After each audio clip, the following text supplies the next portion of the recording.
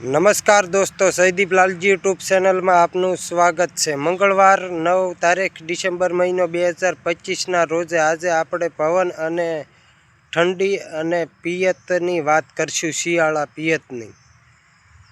તો અત્યારે આપણે પવન નોર્મલ રીતે રહેશે, 10 થી 15 કિલોમીટરની ઝડપે પવન ફૂંકાઈ શકે છે।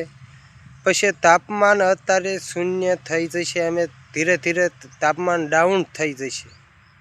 તો આપણે જે ડિસેમ્બર મહિને મુજબમાં ઠંડી હોવી જોઈએ તે જ મુજબની ઠંડી ચાલુ થવા જઈ રહી છે।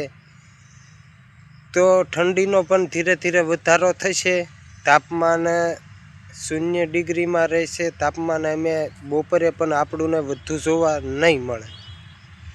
તો અમે કચ્છ કાતરા સાંજે અને સવારે થોડાક માત્રામાં જોવા મળશે। વાદળછાયું વાતાવરણ બહુ નહીં થાય। ઘણા બધા મિત્રોનો સવાલ હોય છે, જીરું હોય એમાં આપણે વાદળ થાય તો પિયત ન દેવું જોઈએ। તો હમણાં કોઈ વાદળ સારા બંધાવાની શક્યતા નથી। તો અત્યારે આપણે જીરામાં બીજા અન્ય પાકમાં વાદળછાયું વાતાવરણ થાય તો તકલીફ થતી હોય છે, તો આપણે પિયત ન આપી શકીએ।